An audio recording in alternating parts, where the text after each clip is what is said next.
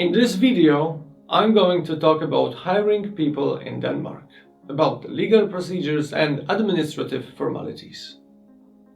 Employing people in Denmark demands following certain legal and administrative procedures. I will outline key steps and employer obligations in this process. First of all, we start with employer's registration. It happens before hiring the first employee. Then the company must register as an employer. This registration always is giving the right to legally hire people and handle the necessary tax and contribution payments.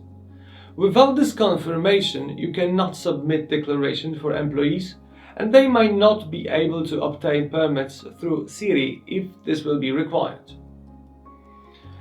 Every employee must have a Danish CPR number, which is a personal identification number, and a tax card.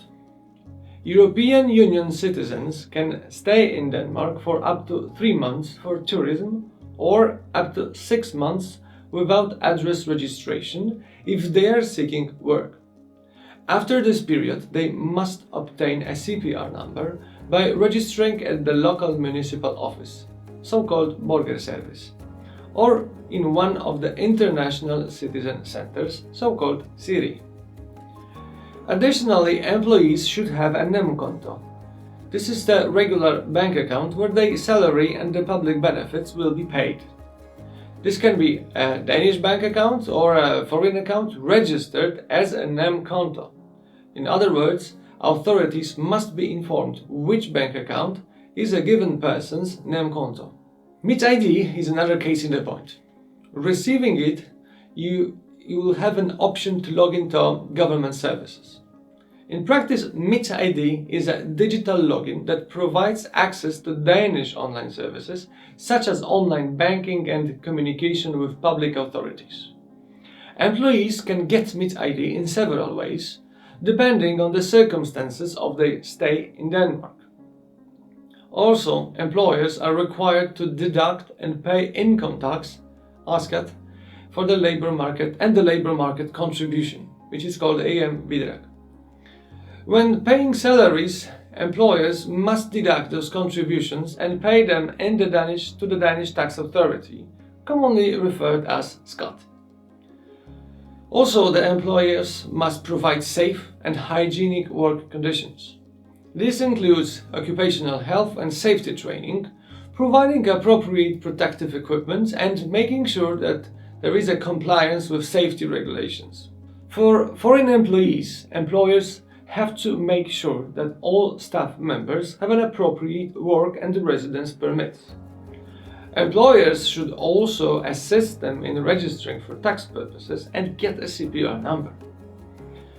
The Danish labor market is characterized by strong employer and employee organizations.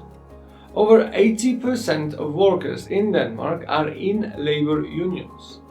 Employers must consider collective agreements regarding working conditions and wages in their sector. Denmark does not have a legally defined minimum wage, on the contrary to many European Union countries. However, under collective agreements, the lowest hourly rate usually is starting from 110 Danish krones per hour gross.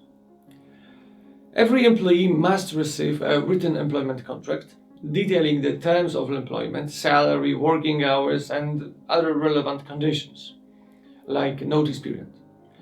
Employers are also required to maintain electronic documentation related to employment and payroll, which must be accessible for inspection by labor authorities or the tax office. By following these steps and obligations, you can make sure that legal requirements are fulfilled and employment is happening in accordance with the Danish rules.